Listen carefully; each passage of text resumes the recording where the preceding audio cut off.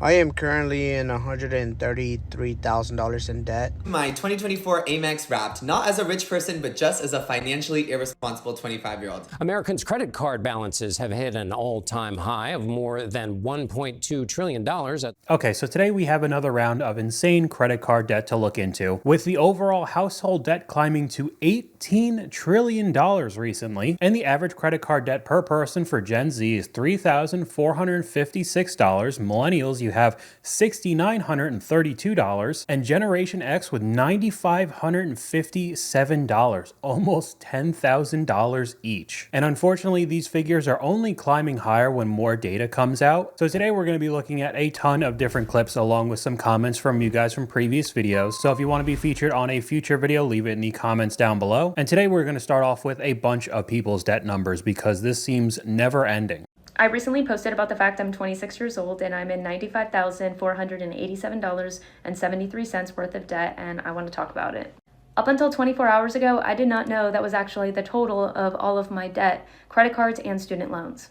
That number also does not include my auto loan, and if we are adding in my auto loan, the total number is $110,938.83. The actual chokehold my debt has on me as a 26-year-old with over $100,000 in student loan debt. I owe the IRS $34,000. Okay, next we have my car loan, which I owe $23,295 on that. And then I have 6 credit cards, and across all of them, I owe $7,465. Let's budget my paycheck together as a girly who is $28,000 and $67,000 in credit card debt. I could probably just sit here and make an entire video of this alone, and we are clearly in the 5 figures worth of debt. A couple of these clips were in the 6 figures, and actually one of the comments from the very first clip was Dave Ramsey actually saying, hope you could pay them off as soon as possible. We're all rooting for you. And that was the real Dave Ramsey. So I do want to say a majority of these people are just recording their journeys of hopefully paying off all of their debt. But I have started to see some creators popping up out of nowhere saying ridiculous figures on debt, getting a good amount of views, a good amount of engagements and followers, and then any future video after that really does fall off, and then they just kind of stop uploading. So either they lose the motivation of actually paying it off and uploading videos, or some of these people could be doing it for the attention and the followers and likes, and eventually would be monetization, money from TikTok that could possibly pay off those debts if they are even real. So I'm definitely not saying most of these people are faking their debts, especially from these statistics we went over, but we could see in the next clip how popular this becomes, just showing how much money you spend, basically being able to flaunt everything you do online, and it works. It gets the views, it gets the attention, and makes other people want to do it as well. My 2024 Amex Wrapped, not as a rich person, but just as a financially irresponsible 25-year-old. I'm here with my mom, who is very frugal. This year I took 12 unnecessary vacations, upgraded to first class 6 times. Oh my gosh. Bought 10 luxury items that I did not need. Why are you doing things like this? I thought we wanted to buy a house. I thought that was the goal. I bought a new car. Oh my God. And I went to Disneyland 37 times in 2 different countries. Come on.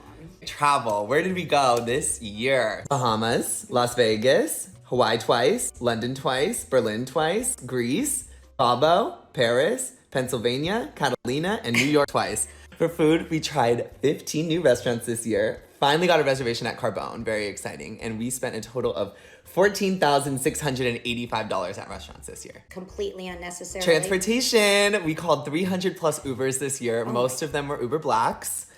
And I rode on 3 trains for a grand total of $17,496. I just want to butt in real quick because the first comment he said, not as a rich person, but just somebody who's very irresponsible. And that's just a complete lie. If you go to his page, he has almost 3.5 million followers. This is somebody who's huge on social media in general. So showing how irresponsible his spending is, clearly he's making a ton of money. He's not in the same situation as a majority of the clips we're going to see in this video. But like I said before, this garners attention and more likes and followers, and then you could actually see how much money this guy makes and how famous he is, honestly. And these types of trends and videos start spreading to people who don't have that kind of money and just get into copious amounts of debt. Entertainment this year, when we went to Coachella both weekends, we went to 13 concerts and 5 movies in the theater, as well as 10 Broadway shows and tours. That's culturally well spent, important. sort of. Miscellaneous spends, 47 Target runs, 178 Amazon orders, 4 Louis Vuitton receipts,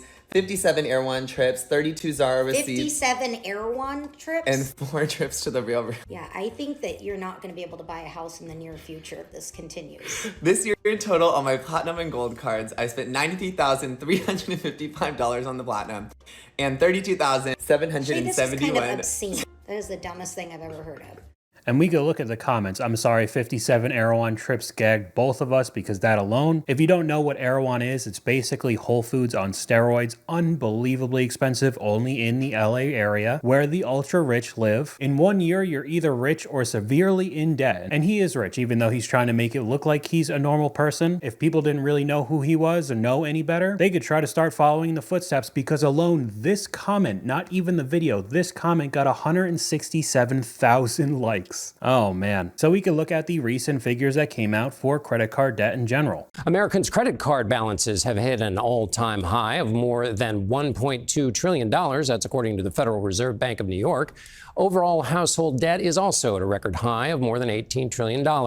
This surge in consumer debt suggests many Americans are struggling to keep up with rising costs. And I definitely understand that it's not like every single person in credit card debt right now is in trouble because they just got a Mercedes SUV, or they took another cruise they couldn't afford, or just went to the Louis Vuitton store and bought a whole bunch of designer crap. Many people have been hurting for years now. We've gone over in the cost of living videos. And adding on top of the problems everybody has right now, the people who are so nonchalant and spend like they are actually rich just digs them in a terrible hole, especially when you're using credit cards. We have a comment from one of you guys. Having a 36% interest rate is diabolical, and we're starting to see that with these new credit cards. I'm pretty sure the average is only around 20 or 21%, but these credit card companies and banks know that they could just keep increasing these interest rates, give you that thick packet when you get a credit card in the mail, and just a couple pages shows the interest rate. You don't really look at that. It's like reading the terms of service. Nobody pays attention to that. They'll just start swiping and swiping, and if you get behind a 36% interest rate, I mean, could you imagine if that was somebody's mortgage or interest on their cars? People would lose their minds, but it could honestly be just as bad. We're seeing people in $50,000 worth of credit card debt, so you could actually buy a car with that money. But we have another comment from one of you guys. The best flex for January 2025. Before Christmas,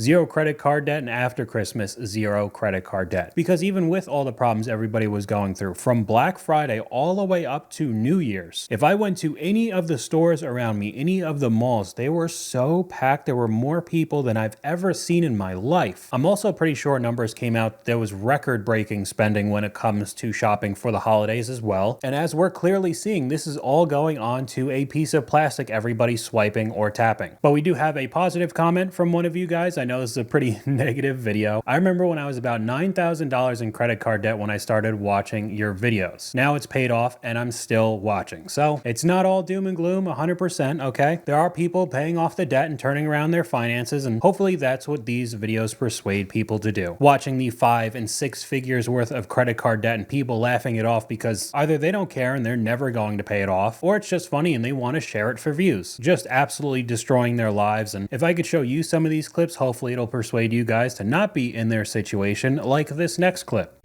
I'm 22 years old and I have about $100,000 worth of debt to my name. $55,000 of that debt is towards my car loan. So this is the car in all of its glory. It's a 2022 Ford Bronco. Love this car. The top comes off. Don't you just love capitalism so much? The interest rate on my loan is about 10%. I have no idea what that means, nor do I care, honestly. I'm already in this hole. Might as well sit in it, you know? I was making a lot of money off the internet. I had a good credit score. I had a lot of monthly income, so I got approved for a large car loan, and I decided to buy this car. Do I look absolutely good driving this car? Yes, I do. But that is not the reason why I bought this car. I bought this car to look cool, to impress people, and that's simply not true. I bought this car because it's been my dream car forever, and I finally had the means to buy it. Was it my best financial decision? No, obviously not, but I'm definitely going to be driving this car forever. I can see my kids learning how to drive in this car. The downside to this car though, I spend a lot of money on gas. Probably spend like $120, $130 every single week. I'm not getting rid of it. I already put so much money into the car that it does not make sense for me to sell it. If I did sell it, I would only sell it for less than what's remaining on my car loan. I know you guys hate to see a young girl drive a nice car, but at the end of the day, I bought this car all by myself with no co-signers, no help from my parents. You live and you learn, okay?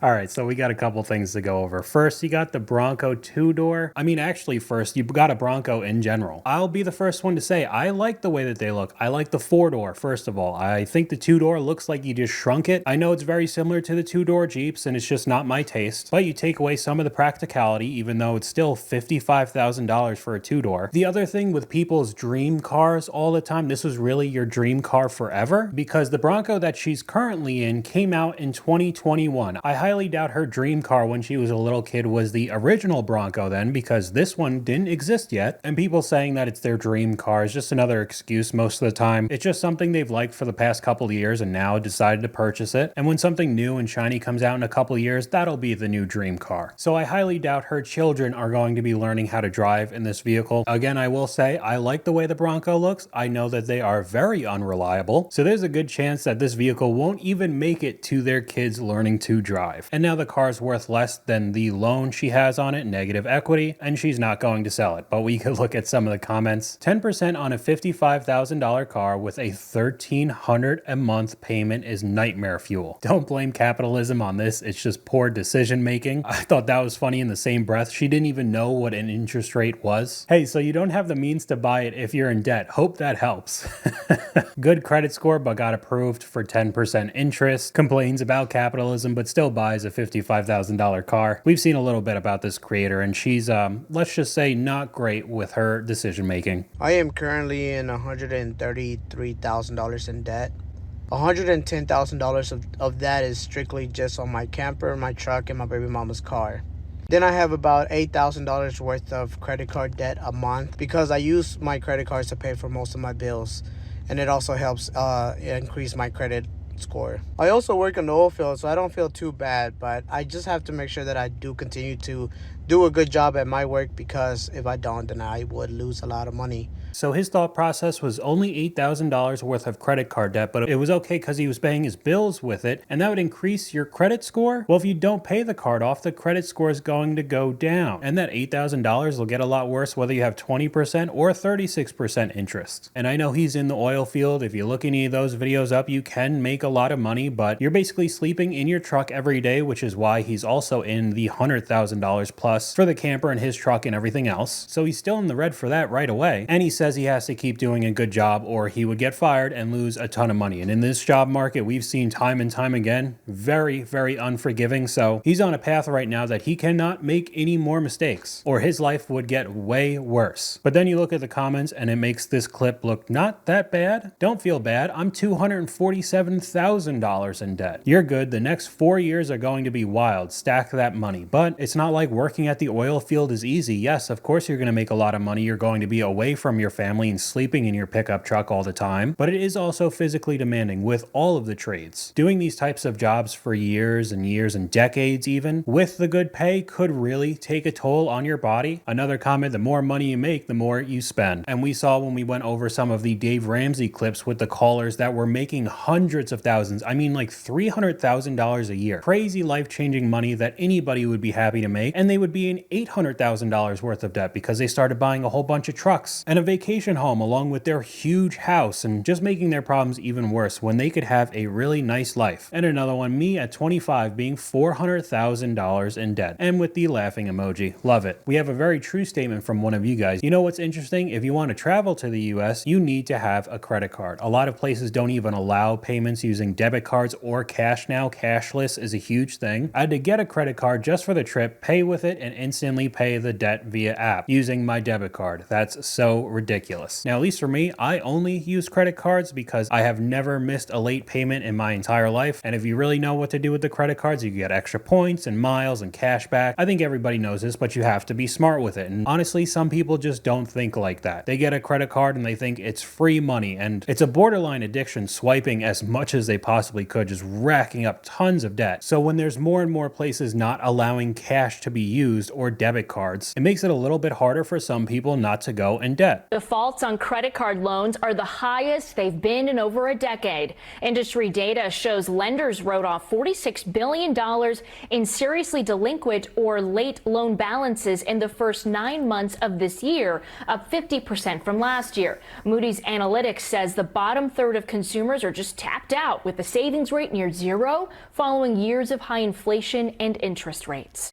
And there is no sign of that stopping. It looks like it's only going to get worse. We have another comment that I have seen a couple times when I start looking for clips online. People sometimes say I'm trusting God with my finances when they mean I have no plan and I'm trying to make it sound good. Maybe in some way they're trying to make somebody else be responsible for their finances instead of them and just take away the blame or the accountability in the whole situation, which just sounds ridiculous. And to me, most likely it'll just end up in even more debt. This comment goes along with the car payments. I'll pay my car in 84 months because I'll still be using it by then. But they won't buy a used car from 2 years ago because it's too old. Make it make sense. Some people are just way too stubborn and only want to buy a new car, even though you could take a good portion of the depreciation off just with a couple years. It's not like it's got to be 5 or 10 years old. But now we're seeing 84-month loans, 96 months. We're going to see over 100 pretty soon. And it's only going to fuel up posts like these, where it's just a screenshot. How much credit card debt are you in? I need to feel better about mine. Started this year at $15,000 and now I'm down to about $5.8. Almost $10,000 down, but then the next comment, $10,000. We listen and we don't judge. Only $500 and I'm stressing, and then the next one is about $50,000. I was in about $40,000 at one point. They're all paid off now, but it was hell. I was $12,000 at the beginning of the year, paid it off and back at $11,000. Just doing the cycle over and over again, in and out of debt. I don't know how your whole life wouldn't be miserable. The amount of stress I would have all the time. Credit card debt about $4,000-ish. Don't ask about the student loans though. Just credit cards $8,500, not including my loan for the car, plus Afterpay, Affirm, and Klarna, all the buy now pay laters that I hate. $26,000 on my car and $10,000 on credit card. I could have just kept reading the comments. I mean, there was almost 2,000 just on this post, but we could switch over to an out of touch post where I guess it was supposed to go along with the trends and the relatable post of people being in debt. But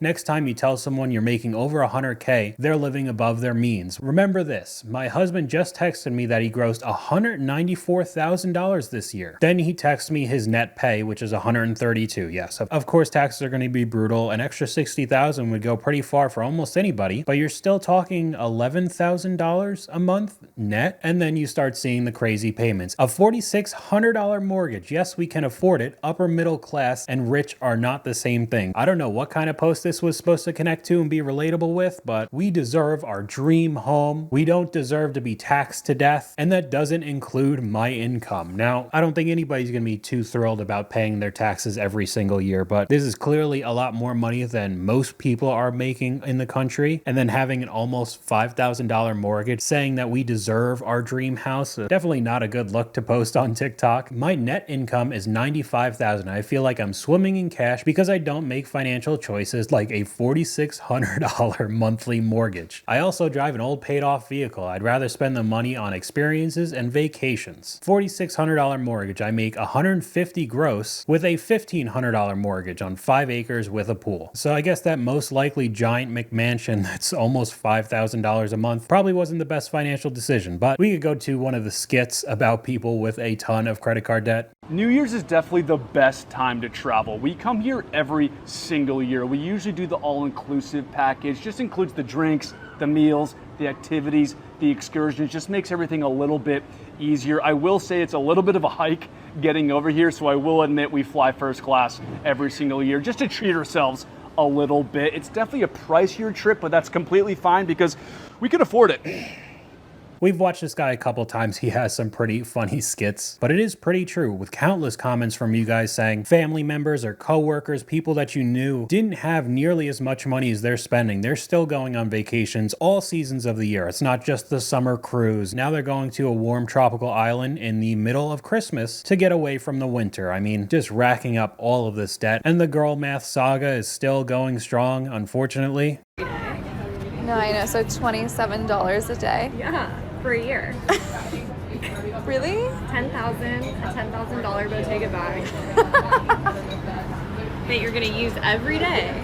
It's 27 bucks. The comment section doesn't make it any better either. It's actually really cheap when you think about it that way. And then after a year, it's free. I mean, $10,000 bag, that's crazy. If only we could actually have a payment plan that's $27 a day. And why do you think all of the Klarna and Afterpay are so popular right now because of that? The installment plans making it seem like it's not nearly as much money than just spending the $10,000 right away. Then people end up spending more money than they should, and when the bill comes, they can't pay it, and all the late fees and interest starts racking up and gets just as bad as a credit card, if not worse. But you'll still see clips like this pretty consistently if you start scrolling on TikTok.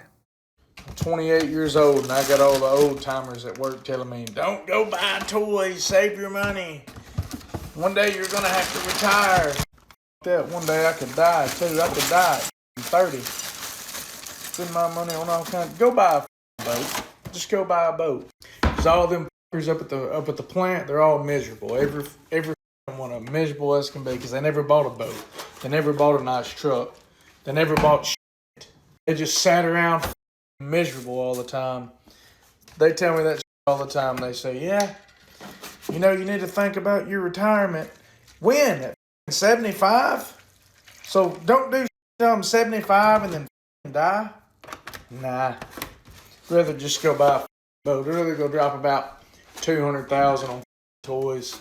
So you have a lot of posts like this almost banking on people dying early. So that's why you should have all the instant gratification right now. I mean, a boat. We've talked about a couple times recently, makes car depreciation look like nothing. Boats are absolute money pits. Unbelievable amounts of scams in that market as well. So if you truly like going out on the water that much, you better have a lot of reserve cash for that upkeep. And the comment saying that all the old people seemed miserable, I don't know. He kind of looks pretty miserable too with his attitude in the video and how much he was cursing. Even with all of his toys that he apparently spent money on, he doesn't look that happy either. And I'm not saying you shouldn't have fun until you're 70 and you retire and then you could go buy whatever you want. But this kind of mentality of thinking has exploded millennials and Gen Z's financial future or possible retirement completely because they did end up buying toys that they had no business in purchasing in the first place, and the car payments are out of control, or the boat is in shambles and the amount of money it would take to fix is unbelievable, and you try to sell either one of them and you're heavily underwater. It's kind of like a pendulum just swinging back and forth. It would be pretty miserable to have millions of dollars when you're 85 years old and then you can't really spend it, but it seems like it'll also suck if you have no money at 30 years old and only some sort of depreciating boat or vehicle to your name. There is some sort of happy balance in there somewhere, but most people are not finding it.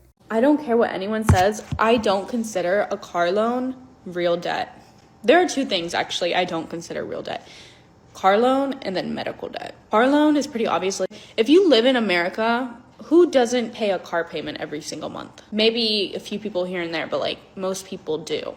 So no, I don't consider that real debt. So I guess this might be the hive mind mentality. I don't know, maybe that's wrong. But just because most people are making a poor financial decision doesn't make it okay. Because yes, more people do have a car payment than don't, but that doesn't mean you absolutely have to. And I do agree, if you live in the US, you basically have to have some sort of vehicle. Very few cities are efficient enough to just be able to walk around or use the subways or trains or buses. So yeah, having some sort of transportation you do actually need. But it really doesn't mean you have to have some sort of car payment, or at least a low payment. But having this type of thought process will take out hundreds, if not possibly $1,000+ a month out of your paycheck every single month forever. But we could go to one of the comments from you guys. This video immediately relieved my personal anxiety and stress about debt. There's also a lot of posts and videos like this on TikTok, and everyone tell me about how much money they spent on their weddings. Oh man, so I could feel better. Thanks. The wedding debt video that I made a while ago is all coming back to me. $130,000 for 175 guests in New Jersey. Backyard wedding, about $6,000 still. I mean, I guess I should say that's a good thing. $6,000 is way less than what most people spent. The next comment, $30,000. Regret it all. Should have used it to buy a house before the rates skyrocketed, of course. Wish we could go back in time and do a micro wedding. My thought process with super expensive weddings, I would understand it it more if you had a ridiculous honeymoon where you just disappeared for like a month or two and spent all of this money